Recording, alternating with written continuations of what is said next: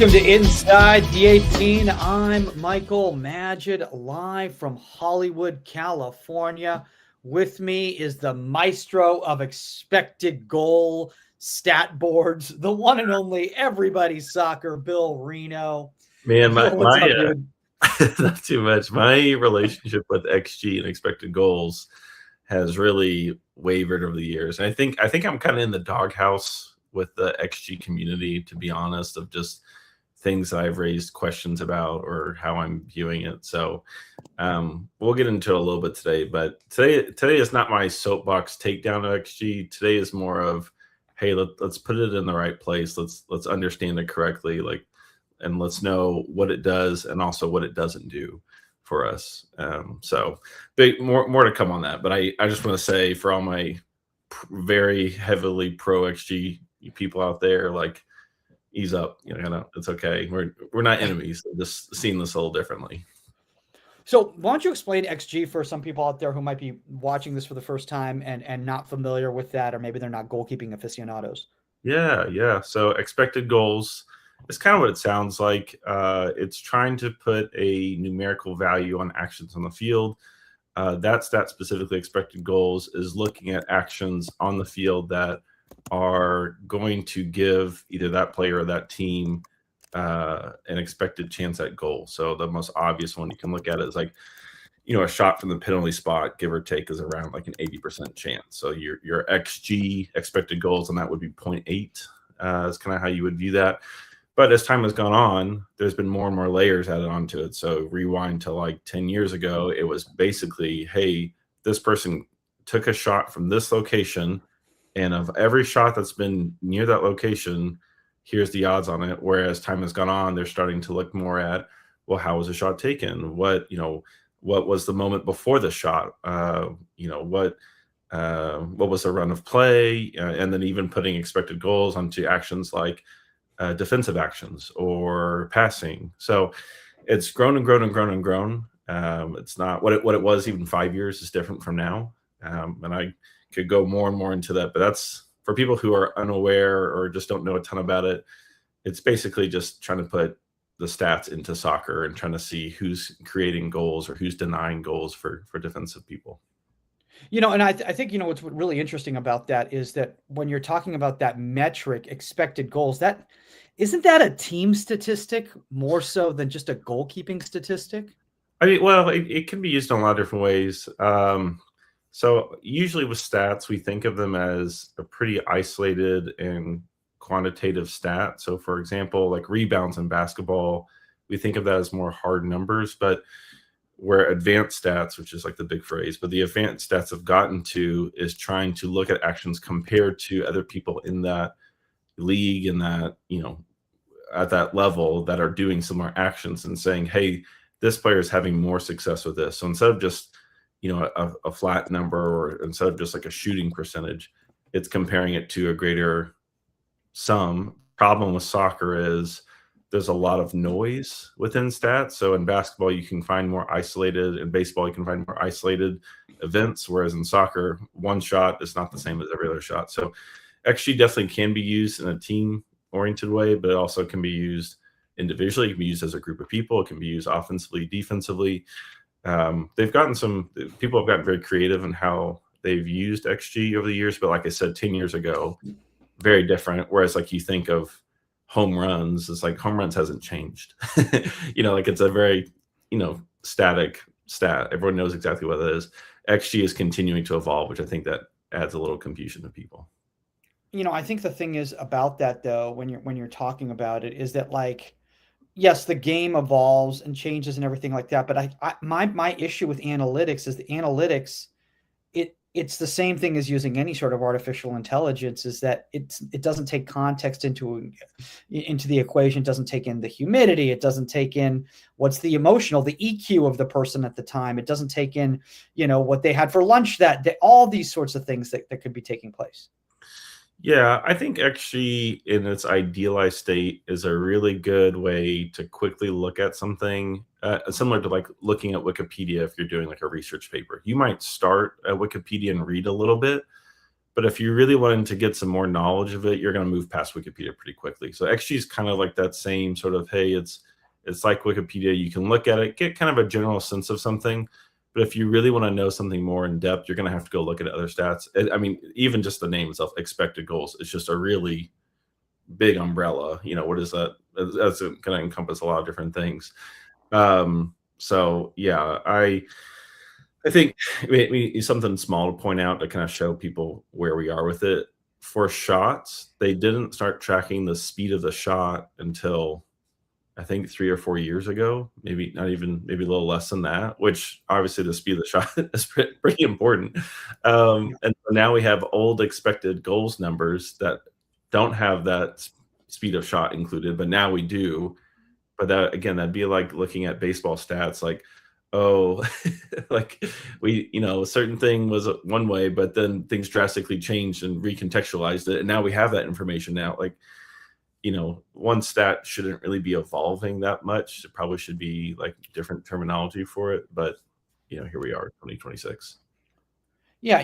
Look, I think another thing too, when I'm thinking about just XG and everything like that, is that like my worry is that, and this is just in regards to any sort of, statistics or analysis or anything like that, is that like, are we now getting past the eye test? Like, are we not using our gut? Are we not using logic? And instead we're just going based off raw data to make decisions ultimately on who plays, when they play, who we sign, who we not sign, who we recruit, who we don't recruit, even at the youth level, who gets cut and who makes the team. Yeah, I don't I don't know how low XG goes. There may be the idea behind it of like, oh, you're not creating chances is there. I don't know if there's really like a U12 coach. I mean, there's probably at least one. I don't know, but which is kind of Have you met some U12 coaches? There may be some that are honestly making their decisions based on XG, as if that matters.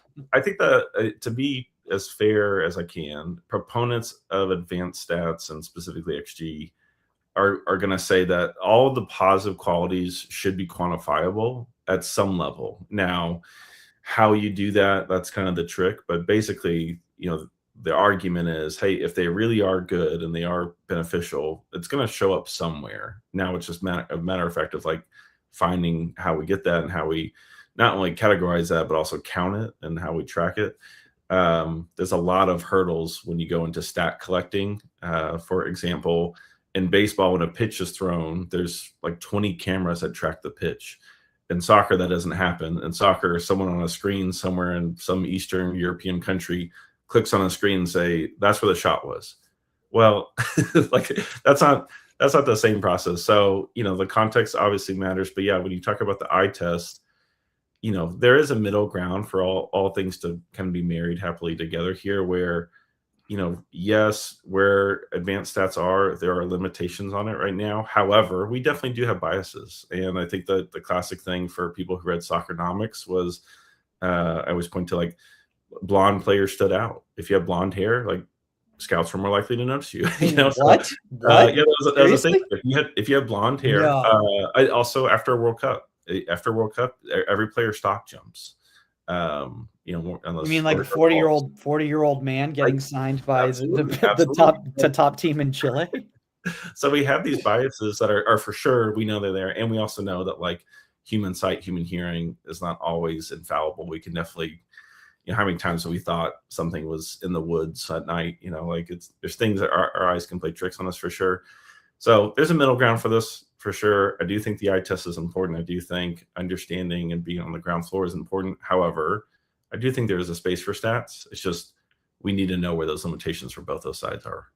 Speaking of that, I do want to talk about in regards to the eye test, because there's one goalkeeper that you've been very high on in regards to the eye test, and that's Zion Suzuki, who it has been rumored to be making a move to PSG. Which, how do you feel about that move? And is that will he play? What is that a bad move? Well, it's tough for me to give him too much attention because he's like he's been very like, I'm not gonna engage with the US and not like a mean way. He's just like been very clear that he's gonna say the Japanese national team. So, I think anyone that does well inside Serie A or a similar level. Not that there's a ton of leagues at that level, but like, what's the next step? Well, the next step is like a pretty decent sized team. So whether it's PSG or a Juventus or, I'm trying to think what's like,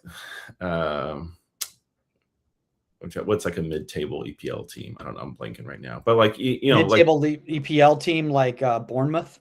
Yeah, like that, but even like a Parma to Bournemouth move, it's kind of lateral, like that's not like if you're gonna go jump, like, and he's at that point where he's still got a lot of years in front of him. It makes sense, like odds on that it doesn't work out just because most people that doesn't work out for them. Just that's the odds on. However, like, what are you gonna do? Stay at Parma for the next 10 years? Like, this is the next natural step. We'll see. He's very exciting, and I wasn't very high on him, to be fair. I wasn't very high on him when he was coming out, like 18, 19. And then he showed me up. He just kept getting better and better and better. So for me, the sky's kind of limit because I don't know. He doesn't stop getting better. And that's a really cool project. Speaking of that, I kind of want to segue here to this because I think this is a good transition right here. It's like you've been talking a lot about development throughout Major League Soccer and developing goalkeepers that can play at that next level, and they, not even just the next level in regards to Major League Soccer, but the national team and Europe and everything like that. And you put up a really interesting post yesterday, in which I believe the poll is still available right now in regards to who do people believe is the top goalkeeper to ever come out of an MLS academy. So do you want to first off just kind of share why you posted that, and then second of all, kind of what the results of that have been so far? Usually when I put a poll on X, like it's kind of there's like an underlying joke, and with this one, it's like there's clearly an answer here that is like the right answer. Now things might develop in the future, who's to say? But as far as like right now today, which is what the poll is, I'll go ahead and show it here. Like there's a clear answer. I'm kind of spoiling it for people that are wanting to go vote on this. If you want to vote differently, feel free. If you want to comment, feel free. But the poll is, as of today, who is the greatest MLS Academy goalkeeper who also played for their senior team? Not the national team, although all these did actually play for the national team, but who played for like their MLS parent, like senior parent team. And so goalkeepers like Matt Turner wouldn't qualify because he wasn't MLS Academy, but also goalkeepers like, I'm trying to draw a blank of someone Patrick Schulte. I mean, a lot of people kept saying, well, what about, I'm like, Patrick Schulte wasn't developed by Columbus. Yeah, that's a perfect, thank you. Yeah, we actually haven't had that many goalkeepers. So like there's kind of a layered joke here of like, one, there aren't that many. I think the goalkeeper who missed the cut was like John Kempen, who I thought he was a fantastic goalkeeper. I liked him a lot. But like, Kansas City. Yeah, Kansas City. Yeah, we haven't had that many to say. And then even with that, only two of them, I mean, one's retired, but two of these active goalkeepers aren't even with their current MLS team. And so it's kind of a joke of like, we haven't had that many, but also like, let's be real for a second, like who actually is the best one here? And yes, one has started in the World Cup. Yes, one is playing in Europe. Yes, one is getting a lot of buzz right now, but all that is still behind, Belhamid, who I'm trying to remember when he signed was 2009. By the way, I mean, for people may want to, scoff at this or whatever, but Bill Hamid did go to Europe technically. So. Oh, he did. The problem with him is that he went way too late, and I've always wanted to ask him about like, hey, like, because sometimes things are out of our control. But yeah, he's first place for DC United in 2009. But yeah, he goes to Denmark in 2018, which is at that point he was 29, which, if you're going to go overseas, like 24, 25 is what you're kind of wanting to do it if you're on that arc. So there's a lot to this that, and again, like if people want to make a case for something, I'm happy to hear it. I did get a good laugh that I think there's just one vote, at least last time I checked, for Matt Freese. I'm curious what it would look like if I asked this before the World Cup, but here we are. But kind of segueing in out of this and into this other stat, because it wouldn't be a podcast without stats if I'm on it. So I got to get my grasp. But this is kind of showing the progression of reliance on American goalkeepers within MLS over, the entire league's history. As you can see on the left, 1996 there. It's Hold on, about, I don't know, get your glasses on. Yeah, let me get about 80% this is for. when you know you're becoming a older goalkeeper. Yeah, You I'm get the getting close to glasses on right here to see everything. yeah, so on the first season is about 80%. I have to go look at the exact numbers. I don't have it in front of me right now. But even from 2000 to 2002, 2003, or 99 to 02, like it was all American goalkeepers. Every game was an American goalkeeper. You go to last season, it was the first year ever in MLS history that we had more international and foreign goalkeepers playing games than American goalkeepers. Right now, we're at 52% for the season. We'll see how things kind of develop for the rest of the year. But these two kind of stats and graphs with the poll and with this, like what I'm trying to get at is. Oh, wait, was it 1996? Was it just Jorge Campos? Was that it? Like, yeah, there might have been one other. I have to go back and look, but Campos was like a big one. Yeah. Oh, Walter Zenga. Walter Zenga for New England Revolution. But really, what I'm getting at is MLS hasn't really wanted to and hasn't really picked up a lot of responsibility when it comes to developing these goalkeepers. So kind of the segue here that I'm getting at with, we started about XG and kind of we're talking about development here is, as fans, it's very easy for us to hear XG numbers. It's very easy for us to hear narratives and news about, homegrown this or this signing or this academy, whatever. But at the end of the day, like we have to have an actual production. And so we're going to go through some clips today. I think it'll be kind of fun. And it's really just stuff I found over the last like week or so. Some of them date back to May, but it's all from this year of clips that I think can be easily interpreted one way, while we need to look a little bit closer at stuff. So a lot of positives, a lot of negatives, a lot of kind of tough moments in there. But I wanted to kind of dive into it and get away from, oh, wow, this XG or this headline and think, hey, what's actually happening here? Are things moving in the right direction? Are things kind of still stagnant? Can you do me a favor real quickly? Can you put that back up, Sure. that poll right there? Yeah, right there, that graph right there. Okay. So I'm looking at that. Is it me, or it didn't really start changing until the pandemic? It was all pretty much about the same. And then after the pandemic, it was just this influx of international talent that started coming to Major League Soccer. Wasn't that around the time that they increased the salary cap too? And they increased the TAM amount and the GAM amount and all that, those AMs, which allowed for more money to come in, which meant that non-DP international players, they could spend that money on goalkeeping before they didn't spend it on goalkeeping. It's a very good eye. I think it's a lot of things, but I think the way the league is structured, both with the money and kind of the funny money with the AMs, as you called it, absolutely played a role into it. I can't remember what year it was, but whenever it's probably around that COVID time where there was a potential lockout and the players were like, we want more. And they agreed upon to raising salaries, and the players took it. And then immediately right after that, the league rolled out a new allocated money that allowed for, more money to go to that top tier level player, which like overwhelmingly aren't Americans. So I think that's been a big part of it. Obviously, expansion has been a big part of it, because you could say, which is true, that the total number of games hasn't really gone down in the last 7-8 years, because there's so many teams now, whereas in 1996, 1998 there weren't that many teams. So that's definitely true. I think ultimately the league is trending in a certain way, and the international keepers that are coming in are not the top goalkeepers in the world, and the few times that they are, you can tell. Lloris is like an example that like there's a drop in level of play. Like he's not coming here to continue to be the best goalkeeper in the world, which I think he had an argument at one time. Now he's kind of finding an easier level of play for himself. So we have this influx of goalkeepers coming in, and understanding, hey, like what's actually going, where is this going, raises a lot of questions and concerns for me as someone who's been excited about the heyday of American goalkeeping, which seems forever ago at this point now.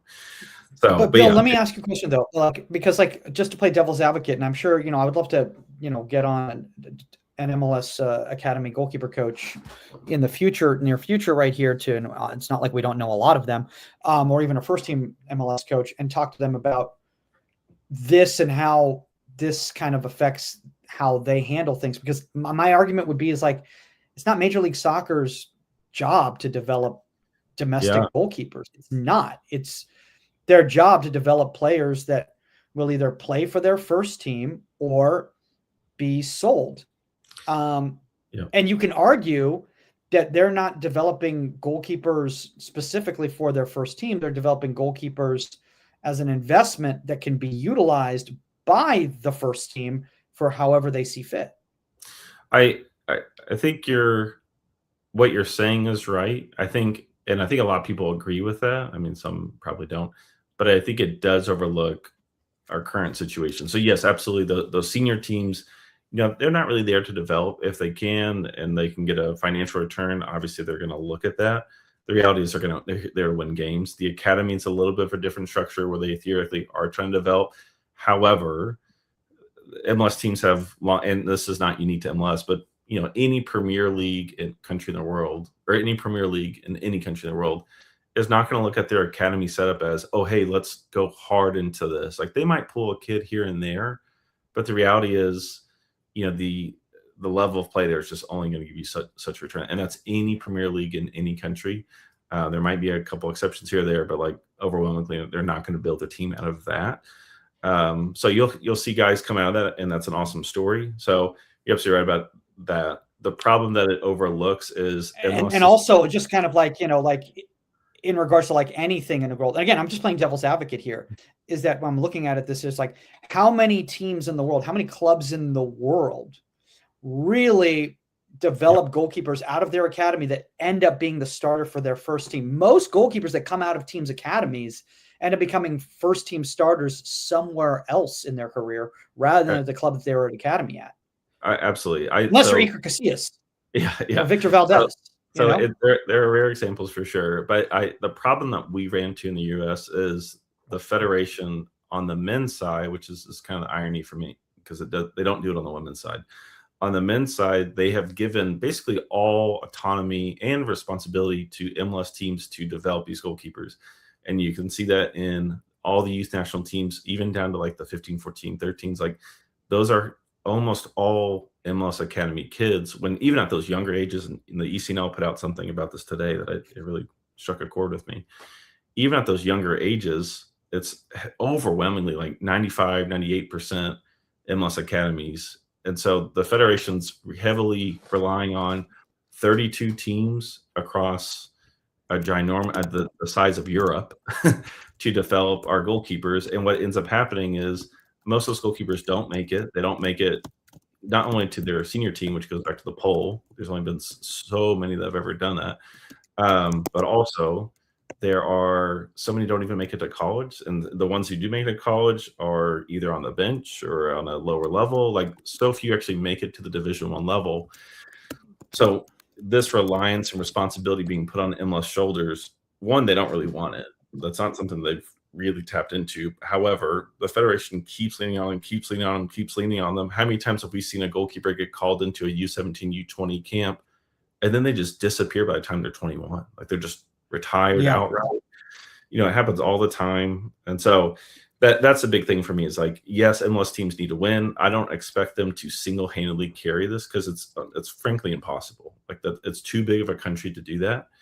But with that, like, the federation needs to be a little bit more honest with, like, hey, like, we don't need to rely on MLS exclusively here. Like, we need to take some responsibility away from them and give it to the other 99.9% of the country here, not to just the 0.1% here that have been, elevated here. Yeah.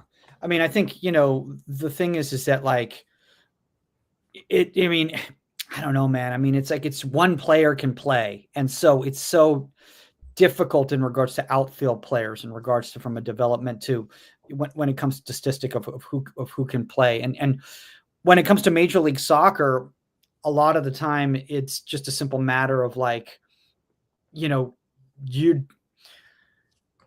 I don't know, man. I don't know what the solution is here. I don't know what the solution is here. And I'm just curious, these clips that we're going to watch right now, how many of these goalkeepers are domestic versus international?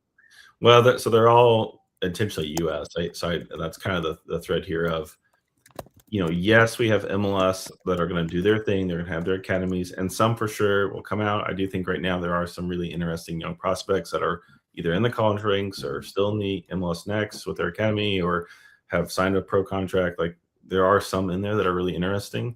However, you need a vast variety of effort and opportunity to go into this. And if you're just exclusively waiting for these little moments here or there, or just your one or two goalkeepers on your age group for your academy team, like it's not going to be enough. So one, the solution is more opportunity. Absolutely. That's how the solution is.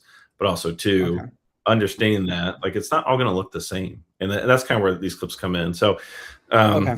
really recognizing like what works for a goalkeeper and what doesn't. So like I said, this is going to be a wide variety of stuff. And it's just more talking points of stuff that have come up in the last week that, there's not a thread through every single one of these plays. However, trying to understand more what's going on here. So this is like the big one that came up recently. A lot of polarizing commentary on this, but you've got Patrick Schulte in that on the right. He's about to get chipped on this play because his teammate turns the ball over, and instantly this is an on goal. From a starting perspective, like I don't know how XG handles this because it's a low percentage shot, obviously, but this is kind of like the limitation of XG for me is like, Patrick Schulte could very easily save this play if he's just standing on his line. But do we want that from our goalkeepers? Like, some coaches are, yes, do not help build. We don't want you there. We want you back because that's just not how we play. Whereas, some goalkeepers Again, but this kind of goes back to like club versus country, right? Yeah. Like short-term tournament versus long-term club season. Pep was famous as saying with Ederson when he first came over there, he said, "I am more than happy to give up 6 points a season on this type of action if the success rate is 12 points that season." Yeah. So the fact that Ederson is playing high and aggressive in the build, he'd rather have that and give this up every once in a while because ultimately it's going to be more beneficial in the long run. Short form tournament, group stage, you don't have that luxury. Yeah, and understanding the context as you brought up earlier, like is super important because you can look at XG, you can look at a headline, you can look at it and like just you can outsource any critical thought here and be like, okay, I get XG says this, or these people say, or this coach said this quip here, like understand like, hey, does this actually add up? And so even with that quote from Pep, it's like, does that add up, or do we just the coach said it? So like we need to be thinking about this sort of stuff. I think what I saw from most part, there was an immediate backlash of like, oh, this looks bad, our goalkeeping is bad, blah, blah, blah. But as time kind of went on, people were like, wait a second, like, how is he supposed to save that? Like, he's supposed to know his teammate's going to turn the ball over and instantly it's hit. Like, there's no time to really, I mean, there's a little bit, but there's very, very little time to react off this play. Maybe if he just gets the perfect step, the perfect read, and, maybe he can get a fingertip on that. But more than that, it's understanding like, hey, what's the bigger picture? Do we want our goalkeepers here? Are we okay with taking these lumps? Because in a vacuum, we can look at this one play, we can talk all day about it, but what is the bigger picture here? So like I said, we got a number of clips we're going to run through today, but to give some positive. What would you rather on your college team? What would you rather on your college team, your goalkeeper? I mean, it's kind of skill set for me at the end of the day. If the goalkeeper playing up is going to give us like an advantage over time, then like, yeah, for sure. But if we're not really getting anything by our goalkeeper playing off our line, then like, yeah, you're just bleeding goals. So, if it's your college team, your club team, your high school team, like take a look at that sort of stuff. Like, hey, is this helpful for us? And it's not just this sort of stuff. It's how you build out, how you want your goalkeeper handling crosses. There's a number of areas, how many people you want in a wall on a free kick when you're defending. Like there's a number of these areas that from team to team, it's going to look a little different, and that's okay. Like it doesn't have to be a certain way. And I think also it's the demands of the way demands of your team too. So it's like if the demands of your team are X and you're playing Y, well, then that's not going to suit that style. If your demands are Y and you're playing X, it's like so. My guess is Patrick is playing based on the demands of what the coach is asking for.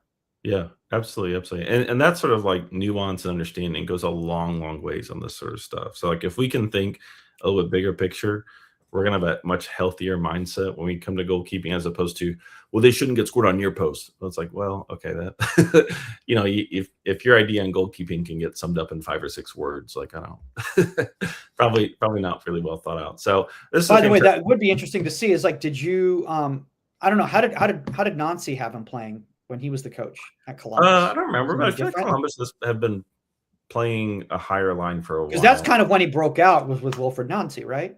Yeah, I feel like, I mean, but even before, I feel like Columbus just as a whole has been a team that's been wanting to play out for, I don't know, last 10 years or so. Like, it feels like it's been a Yeah. while. Yeah. Yeah. So looking at positive here, and again, thinking about the idea of, hey, like, what works for our skill set here. Schulte makes, like, I think is a bicep save, which is awesome, first of all. But as you're going to see here, I'll try to pause it at a good spot. But the situation's not that crazy. Like, we've seen this a million times and whatever. But the location of the shot catches him in a weird spot where, like, it's difficult to get his hand to where it needs to go. And as the shot comes in, it's going to catch him a little high. You can see how it's coming up. And it's just how your body works. It's just tough to get your hand in that spot. So what does he do? He works with what he has and basically, like, biceps this over. Like, that's not his hand getting on it. It's like his arm, maybe his elbow, maybe his shoulder. Like, it's something in there that's just pawing the Yeah. ball over the ball over the bar, and maybe even forearm.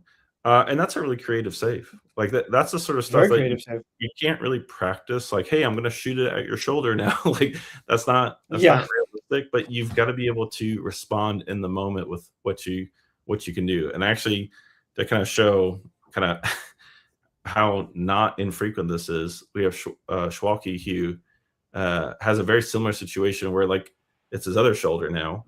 And this is in the same week, I'm pretty sure. But like this, You know what? But you know what this also shows right here, both these Patrick save and the Brian save right here, is how positive shape in a close range situation matters so much, especially with young goalkeepers who have a tendency to shift back in close range yeah. subconsciously out of fear. Well, and I would say, look at a goalkeeper who's 6'5" versus a goalkeeper who's 5'10". The positive shape is going to look a little differently. So typically, your taller goalkeepers have slower feet and your smaller goalkeepers have quicker feet, but they're going to cover a little less of the goal. Okay, well, understanding those moments, how deep you are from goal is actually going to really matter. How your body shape is really going to matter. How your leaning is going to matter. Where your hands are, where your elbows are. All that's really going to matter here, because it's going to look different from goalkeeper to goalkeeper. And even if you are the exact same height, you might just love a foot save. You might just love, that top hand or bottom hand set, whatever it is. Like, you might just have something you're really confident in. In these moments, the shot comes in at 1 or 2 tenths of a second. You're not going to have time to start thinking, oh, what should I do here? Like, you gotta play with what you have. And so you can see how he kind of awkwardly, but the ball doesn't go in the net. This for me is really good American goalkeeping. It's creative. It's very solutions oriented. There's not any sort of hesitation to play. So that was wonderful. Now, kind of looking on the other side of the coin here, I think this is kind of one of those moments that something can come by and we don't really want to give responsibility to the goalkeeper for what happens on the goal. So this is like a little bit of a shortcoming for me of, all pops up. Can we go get that ball? I don't know. I mean, the first one, no, for sure. But that second one's a little tricky because, you theoretically do have some time there. But from here to here, that one's so tricky. Really, the big problem we run into is on this play. He does like the classic youth goalkeeper situation where he goes into the crowd, then tries to go up. And then he gets stuck under the play and he can't really do what he needs to do. And so the punch is barely gets out. Now, it's a nice little finish there, first time off the volley here. As you see it here, like this is a problem. And this is the sort of stuff when we talk about XG and we talk about American goalkeeping development, like, we need to be having way more creative solutions here than doing something that ultimately kind of gets hidden on the play, that most times the commentator's not going to say anything about it. The fans aren't going to say anything about it. But certainly, so what would have been, because can you go back to the development right here? Because I think that is more important than even this final action right here. What can you do right here? Okay. So how do you feel about starting position? I think he played really, I'll be honest. I think he plays this all very fair and sound. Could he really? The Okay. one question I'd say is maybe he can go get this second ball here that's about to drop, but that's really difficult. Like that's a tough angle to find. I think it's fine for him to chill here. Yes.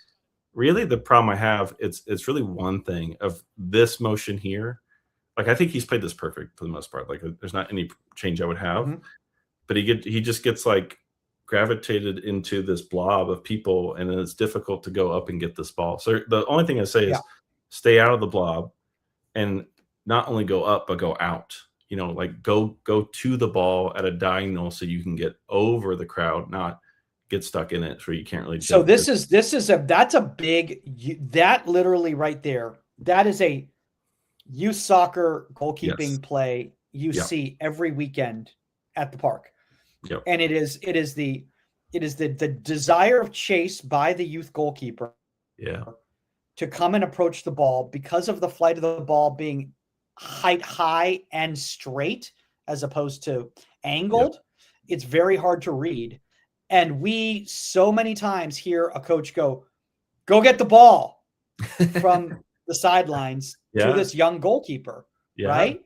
Now, I don't think that's what's happening here at the Major League Soccer level, but you know, it is really hard for you to have the discipline to stay back for depth and wait for the ball to descend. This is why we always talk about waiting for the descent until it's at a comfortable height. Right. I don't think this is a playable ball, to be honest with you, based on his position. If you're well, certainly where he is now, if you're gonna play it, it has to look really different. That's for sure.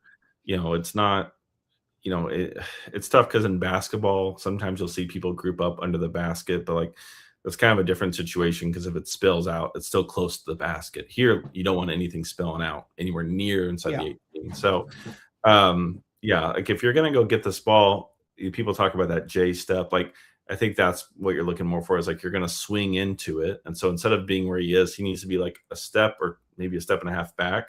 And he needs to be Yeah. swinging into the crowd so that when he does go To up, have proper momentum as the ball he's already descends. over them. Also, I would argue the fact is that, and again, I've made this mistake so many times. Don't even trust me. Yeah. Like probably did this last year.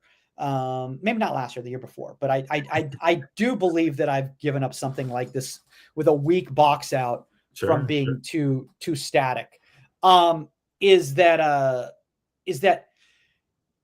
Is this a dangerous ball? Because it's coming down like that. If he just stayed line on this, is this even a dangerous ball? Well, I think that this is like, and I think that's a perfect nuanced question. It's like, really, what's the play here? And from goalkeeper to goalkeeper, it's going to look a little different. And admittedly, this is impossible to train. It's one header, second header, like a third head. Like you're not going to have 20 people to train as a goalkeeper. Like no, it's just not a trainable moment. However, yeah, how can we train the mind to handle a moment that we haven't seen before? So think about those shoulder saves. Like they haven't really trained those a ton. no. But there's no hesitation, right? They make the play. Although I am going to do my session design tomorrow, shoulder saves. Yeah, shoulder save. That video should be kind of sick.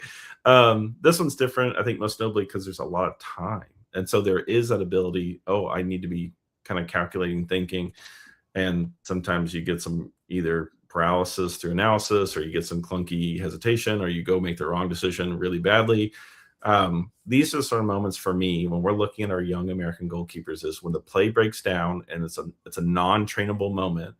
Are they able to adapt to something that fits their game? Like this doesn't fit anyone's game, honestly. Just like going get stuck in the blob and going up. That's not, if he had done something big and it hadn't worked out, for me, that's easier to forgive because, okay, like you tried something. This is rarely ever going to really work in your favor. Yes, he gets a punch on it, but he barely clears it outside the 6 and it's still in here. This can come on goal very easily one way or another. Even if it gets deflected, it's still in the mix. Like this is a problem. We've got to find a way for our goalkeepers to not only handle this in a way that fits their game, but also as fans be able to say like, hey, like, that's not really American goalkeeping there, that we just did something that didn't take responsibility. People talk about the demands of the game. For me, the phrase is more of taking responsibility. I want to actively take responsibility, not respond to the demands of the game. It's basically the same thing, but we want our goalkeepers being on their front foot in a metaphorical sense making. So you're kind of going with in the regards to like the Pep Guard, if you want to go into the Pep Guardiola methodology of, what I'm willing to risk based on the way I want to Yeah, play. yeah, And yeah. you're like be hyper aggressive rather than be static If it static and fits you, reactive. if it fits you, I'll be honest. Watching this play here, I don't know if I'd recommend for him to go get the ball because that's not a really confident way for him to go up. And for me, I think there's a few goalkeepers that aren't great in the air. If you're not great in the air, don't go try to do something you're bad at, especially If he stayed back, in my opinion, what would have happened? This ball would have come straight down, and someone would have headed it back up because no one had an angle on frame yeah. on goal. It's hard. It's going to be hard to get power on it. Absolutely. Yeah. And that's sort of like, that's a way to take responsibility of, hey, I'm going to drop in and take the responsibility of taking the next ball. Like that, that's a way to take responsibility for sure. So hindsight's 2020. And I don't want to like get in the weeds of this is the exact thing for someone to do in this play, because that's not really what I'm getting at. It's more of, hey, are our young goalkeepers having like a cohesive autonomy and clear blueprint to make tough decisions, or are we just kind of defaulting into ones that are kind of easy that get overlooked? So I'll keep going because I got a few more here to look at. Yeah. And I don't want to beat up on Matt Freeze because I think he's had enough. So come on, leave him alone. I'll say this. First of all, when I interviewed Arnie Mauser, which will come out in the next month or two here, he talked about how in '86 he had basically a goalkeeping error and how that hit him. And watching this now, he said I'd never criticize him because I know how it feels. So I can definitely respect both Mauser and Freeze for having to go through something that's tough. And to be fair, also, he makes a nice save on this play I'm about to show you. So I was like, okay, this is a good learning moment for us. But this is the sort of thing where we want our goalkeepers taking responsibility. So there's a few things that Freeze does in this play that I really honestly do like a lot. Should I go play here? So first of all, Freeze's footwork I actually think is really good here. He realizes, okay, the play, there was a shot coming. It's not there anymore. Now I'm going to backpedal here quickly. And he finds it, like, for me, that's a really small thing. That's taking responsibility. Like, that's a really positive thing for me. And you're going to see a nice little save here off to his left. The one critique I have is, like, where's the rebound going? So he's made a nice little save off this, and it's very easy to be like, oh, man, unlucky on this play. For me, it's not unlucky. If we're really going to talk about goalkeepers at the starting national team level, we need to have that little nuance of, hey, where am I putting this rebound? Because he could put this out for a corner kick. He could put this out to the side. He could push it up like towards the corner of the six, but still away from goal. Like, he's got a bit of a radius there to work with that he can push this ball. Can you play like, if you can go back to the shot, I want to just kind of see. Can you slow it down at the shot here? Okay, so good starting position, good footwork. All good. Shot is hit. Let's watch the shape of the body. So the first one gets blocked. So then he drops in, and so this one's here. Here's the actual shot. It comes in, and he makes that save. But you can tell, I'm pretty sure he gets two hands on this. Like, he's kind of knocking it down, which is but that ball's bending. Again, playing devil's advocate here. That ball is bending away, and I think he is trying to steer it. I don't think he's trying to drop it in that space. Oh, well. I don't think that's a mental decision. I think that was a physical. I don't think he's physical error. I don't think he's intentionally trying to push this ball into the corner or into the center of the field here. But I don't think he's. I mean, I could be wrong, but just body shape, I don't think he's really trying to direct it. Like, I feel like he'd be leaning out a bit more. His hand track, shape. I mean, I see. Well, it may just also be the way the ball angled that he wasn't able to steer it away. It's a tough play, no doubt. I'm not saying this is an easy play, and from an XG standpoint, he's really going to get off the hook off this because the chances of holding that ball, like, the XG is going to say it's not that high, and like the rebound, like all things considered, it's not really on him. But for me, if we're going to talk about the standards of the number one, like, this is it right here, where you're going to get away with this at MLS, you're going to get away with this at a lower level. But when you need to go play Belgium or whatever, even higher ranked team, like, you're not going to get away with this sort of stuff. Like, we've got to have a cleaner approach to this sort of stuff. So So let me ask you a question. Oh, Top 5 leagues, do most of those goalkeepers make a more effective action there? I'll answer a little differently. In the top 5 leagues, if they do this, their fans get onto them about it. They say, Okay. "Oh, they should have either held it or pushed it away." Like Okay. I guarantee you, like that's the standard there. Okay. Whether or not they do it, that's kind of Yeah. up for debate. But the fans have that expectation of like, hey, like, and the Okay. thing I point to is Matt Turner, high XG, like all time high XG coming out of MLS, goes over a season, falls on his face because the expectation changed. Now the game also is a little different over there for sure, but he's getting criticized for tiny things over there. And Yeah.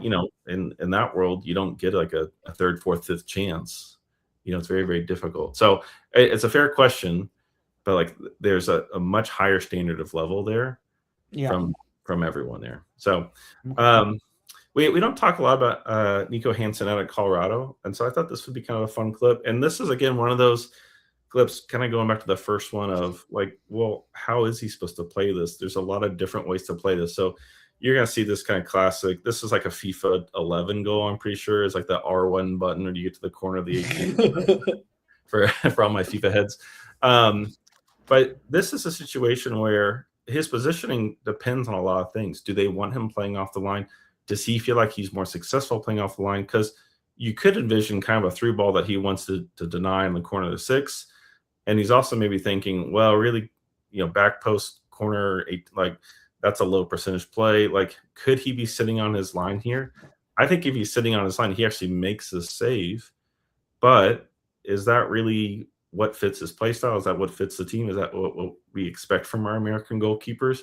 He's a mile off this play, but it's not hard. And you'll see on the last angle here that, I mean, that'd be a question to ask Sharp.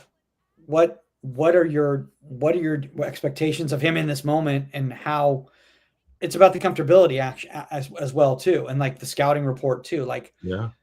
what are the 3 actions that are available to this player in this moment, and is that his starting position based on that, as opposed to just denying a back corner post shot, which is probably the least likely in this scenario?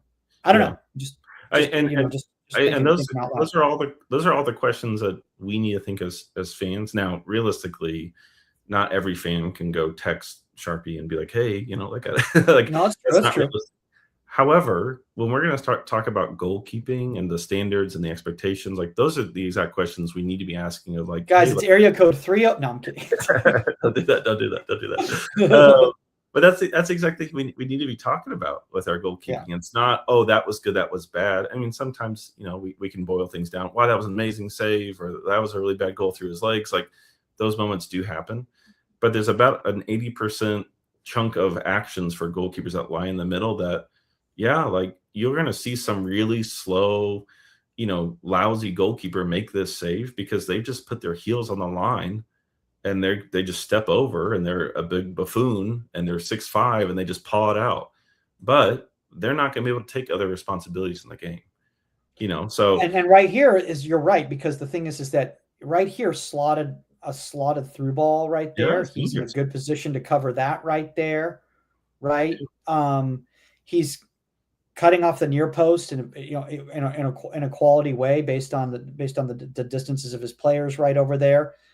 I mean, technically has support on the backside. It's a little high, but well, and to even look at it from the XG, and is that really a dangerous position for that shooter? I mean, that's a tough shot to make. Well, and yeah, so to think of it as like an XG perspective, everything you just asked doesn't really work with XG because it's only going to be looking at actions that have already happened, and oftentimes is not considering non-action. So for example, XG doesn't really consider where your defenders are or where the other players on the offense are that don't touch the ball, but that drastically impacts the goalkeeper. And so to think of like, oh, like, again, thinking back that the big buffoon that makes a save here but can't do anything else in the game, yeah, their XG number is going to look really great in this moment, but this play is only going to happen less than 6 times a year, for an MLS goalkeeper. Like it doesn't, like maybe a little bit more. Like it's not that often. So finding the right sample size is also very difficult for XG. So there's a lot of limitations on this sort of stuff, and whatever XG says on this, or on the first goal against Schulte, which is probably a .01 XG. I don't know how they classified that. But like you're gonna have limitations with this sort of stuff, and that kind of level of nuance and understanding, like, it's gonna go a long ways, because again, he's way off on that play. That's a great goal. Yeah, it's a nice little goal. Yeah, but it is savable, to be fair. And like, that's the question, is like, do we expect our goalkeepers to save that? But would you rather he's back and he saves that and he gives up the more likely percentage opportunities in that situation? Yeah, because that was probably the least likely of all the scenarios.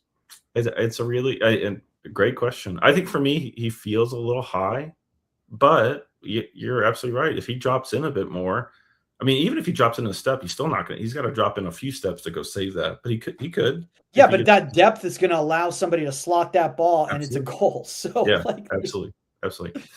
All right, so the next clips here, I've got a few. It's actually 3. It's all Celentano at Cincy. So these will go chronologically. I'm pretty sure I got it right. This is from 2 weeks ago.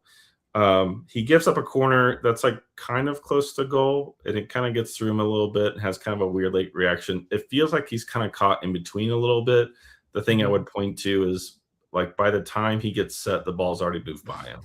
So you feel how he comes out, and then he's kind of backpedaling.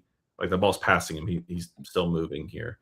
So I think it's kind of a frustrating goal from him, if I had to guess, because he didn't really do what he wanted to do. That's also 4 yards from inline. Like, it's in a spot he could go kit. But thinking of his skill set, he doesn't have the quickest feet. So him making those quick actions to go get across are actually kind of difficult, even though he is a very powerful goalkeeper.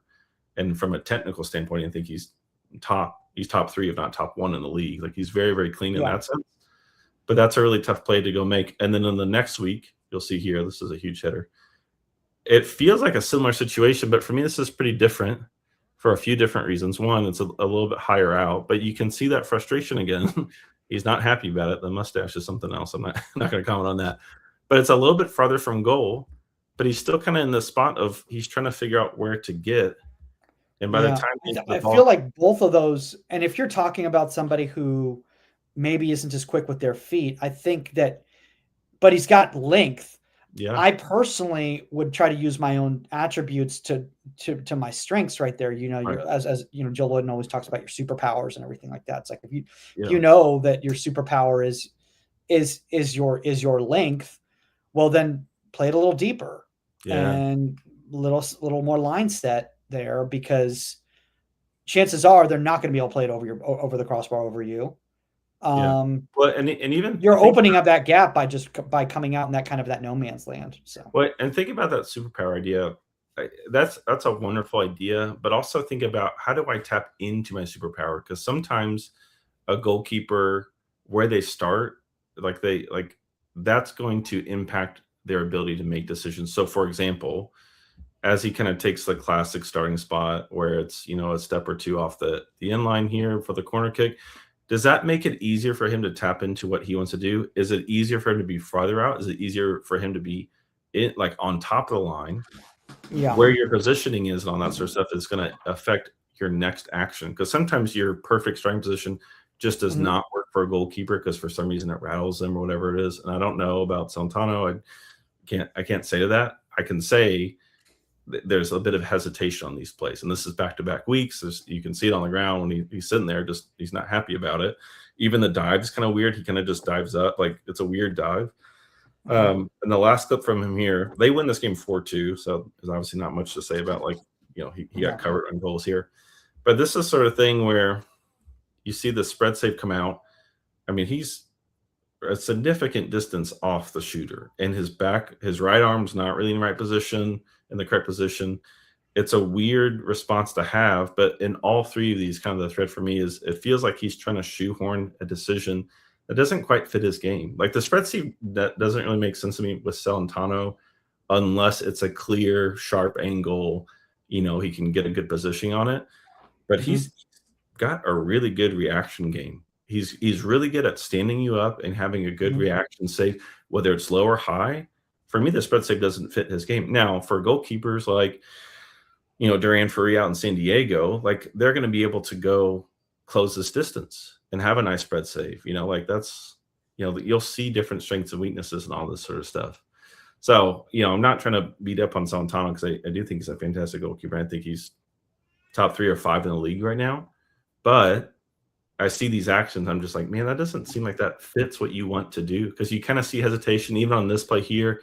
You'll see some hesitation. I see what you're saying is that all these actions you've shown right here are conceptual as opposed to in the moment. Yeah. Based on what your eyes see in the moment. Yeah.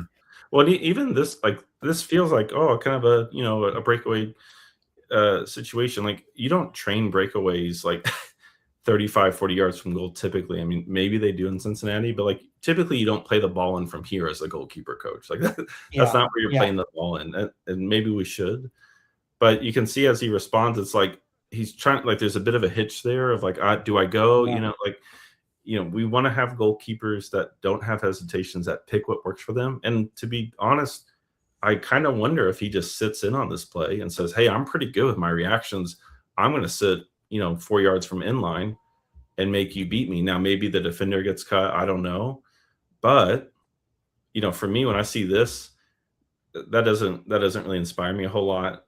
And it doesn't really match what I think is his skill set. But also, what do we think about the goalkeeper here? Most times we don't say anything about it. It's like, well, it's kind of whatever. Like he did, goalkeeper couldn't do anything on that one. It's like, well, I don't really know if that's true or not. So like I said, he's a fantastic goalkeeper. I'm not trying to beat up these guys, but I do think these are good learning points. I do want to kind of finish these last 2 saves here, and they're both from Marcinkowski, and they're both kind of hopefully giving a nice way to pin this off here. But it's kind of a weird save here from Marcinkowski. This is back in May, but it's a big scrambling save. Again, I don't know how you practice that, but if you're making strikers have that reaction, you're doing something right. And I even like how he kind of gets a little pat on the head there, like that's a confident goalkeeper. Like that's a goalkeeper. You're like, man, that's someone who can make a play. Like, and I don't know how repeatable that is. Like that's going to raise some questions, but here on the second one as well, there's no hesitation off this stuff. It's a quick response here. Boom. It's a nice save. That one's a little more straightforward here. But these lack of hesitations where it's clear and straightforward, like those are the big things we want to be looking for from our goalkeepers. I mean, look, the bottom line is on those JT saves right over there is that they were decisive, and it was not 80-20. It was 100-100. Like you're like, my action is I'm going with this. And if it doesn't work out for me, it didn't work out, but I'm going to follow through the entire action. For instance, like that first in swinging ball right there, he doesn't get a piece to it, but he's already made the commitment to come and cover the space. So he just stays big. And because of that, there's no angle on the shooter. So as Bill leaves the room. Well, guys, Bill just walked out of the room for some reason. So we'll end the podcast. No, I'm totally kidding. Everything all right, Bill? All right, background noise. We're good here. We're good. Okay. I was like, how do I do this in a way that isn't so obvious? Yeah. No, I think you're right. The 80-20 is a good way of thinking of it as we don't want to be making those 80-20 decisions. Now, easier said than done, right? That is a really difficult thing to do. But when we're playing within that kind of flow state, we can tap into that superpower. We know that we're taking control and responsibility in game. I mean, that's a good American goalkeeper there. That's a goalkeeper that we want to play with, that we want to elevate. The ones that are finding hesitation, that can't quite make decisions quickly, like that's a really difficult goalkeeper to play with. Yeah. Well, I mean, I think you just, that's a really good way to put a pin on this whole conversation is that, again, expected goals, XG it's a great metric, but it doesn't give the whole picture. And that we want to see goalkeepers that are decisive, whether their decision is successful or unsuccessful, at least they're making a decision. And, you learn from that, or, you go back to the drawing board and go, hey, maybe that wasn't the best action. Let me try this other action and see what happens this next time around. Well, unless it's group play in the World Cup, in which case. Honestly, whatever the level it is, your mistakes need to be a product of you trying to do something, not getting caught in between decisions at Yeah. any level. Yeah. If you tried something and you're like, well, that was a really dumb decision, but I tried it. I tried to come off my line to clear a ball that was 60 yards from goal. I didn't get there. It's like, okay, you tried it, you learned from it. As opposed to, well, I thought about this, but then I wanted to do that. Like you've got to go make an action. And Yeah. so I think, put a pin on it today. Like when we're looking at goalkeepers, like let's have that nuance, let's have that understanding. We can use tools like XG, or someone's coming out of an MLS academy, like that's cool and to be excited about that. But like let's think a little bit more off this and think like, hey, what's the bigger picture here? Are things moving forward, or as a fan, am I just getting caught up in like the hype of something and then I'm just going to move on to the next thing? Yeah. Well, awesome, dude. Thanks for sharing all of that. I think that, one of the things that I want to kind of wrap up all of this on right here is that, like, there's a lot of great actions for all you young coaches and young players who are out there to watch in Major League Soccer. And now that the World Cup has ended and, the European seasons haven't quite started yet. I know they're going to start in a couple of weeks. Try to get in on some of this MLS action, guys. And because there's a lot of great and a lot of great goalkeepers out there, and we want to give them props, and a lot of just there's repeatable and unrepeatable actions that you can learn from watching those. So just watch the league, guys. Watch the league, just like you're watching NWSL, and your APL and all that. Just watch Major League Soccer and support Major League Soccer, because if you support these domestic goalkeepers, that's going to go a long way in regards to giving more opportunities to more domestic goalkeepers, so. Yeah, I'm a big advocate of supporting those that are doing it right. And, a lot of times that gets individualistic of like following a goalkeeper that I think is, playing well and cohesive. And sometimes that's teams, sometimes it's at the college level, sometimes it's at, USL, League One, or whatever. Like, there's a lot of people out there that are trying to do it right and they're trying to commit to it. Attach yourself to those people. Men's, women's side, doesn't matter.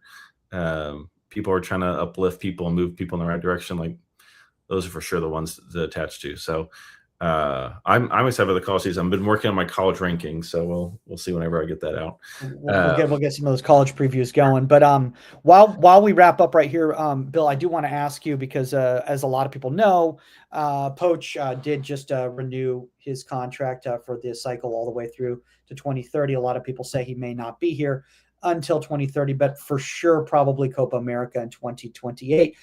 And with that came the announcement that his staff is returning as well too.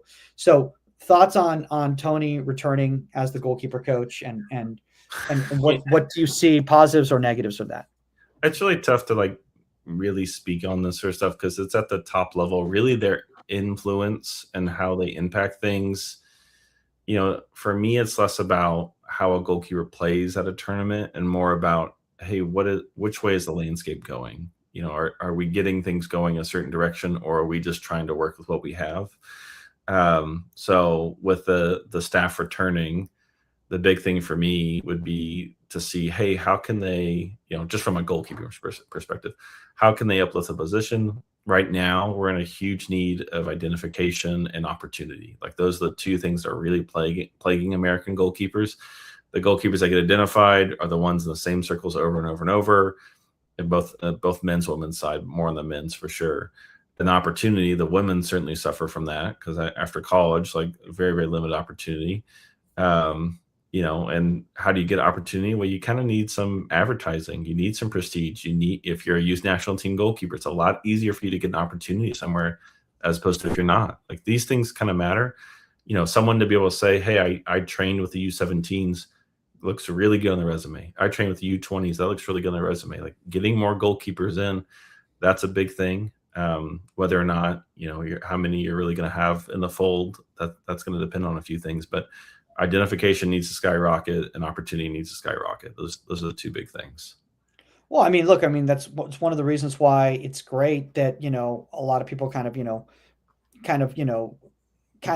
have a bad taste in their mouth in regards to like who's not allowed to get called up because it's not an official FIFA window, and Right. clubs can keep their youth players, but the CONCACAF qualifiers for U20s, gave opportunities to it was Kane who I believe and Lodmell that were the goalkeepers, Yep. right? For the 20s right there. So, they probably wouldn't have gotten that opportunity. So now they've got those moments, those caps probably helps them when they come back to their respective, Well, it MLS certainly helps teams them, but that's and youth true. academy in Europe, of course, because Yeah, Lodmell's the ones I'm thinking more are like the kids at a random college, the kids at a non-MLS academy, the kids on the women's side is not at an ECNL. Like, these kids are a little bit off the beaten path. Can we elevate those? Because even if they don't make the final roster, the fact that they just get included and that they've trained and you can see their name listed of like 12 goalkeepers got invited, like that's a big deal.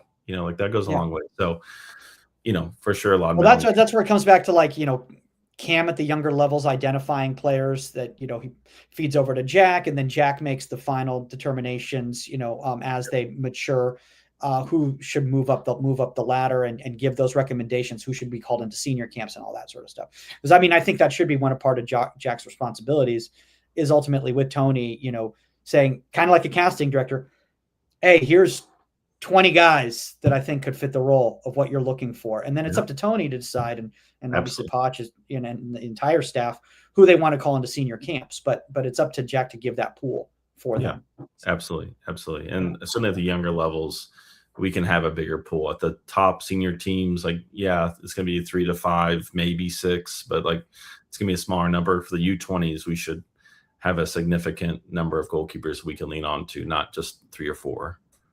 So, and it'll be interesting to see who plays. Obviously still have to beat Guatemala in order to qualify, but it'll be interesting to see who the goalkeepers are for the U20s, because that's always a quality springboard to the 23s for 28, which I believe which is going to be a busy calendar because we've got Copa America and the Olympics that same time. So I've been waiting for the U20s to play a decent opponent so we can look at some film from it. So that Cuba 5-0 game wasn't good enough for you? Okay. It might do a whole lot for me. Sorry.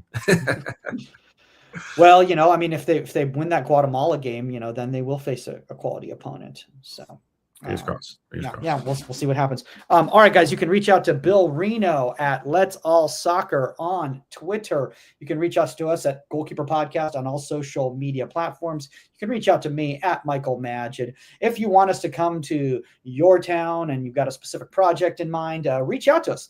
Let us know what you got in mind, or some guest suggestion or topic suggestion for the show. Let us know. I've got to go eat an ahi tuna burrito before I get ready to go to an appointment and then a screening of a short film called Something Good Going On that I have a nice solid little supporting role in. It's an Oscar qualifier. So very excited for that. I'm giving myself a little shout out at the end of the podcast. So if you ever want to watch my acting stuff, you can do that. Just go to michaelmagid.com. All right, guys, that's all the time on Inside the 18, and we are out. Later, guys.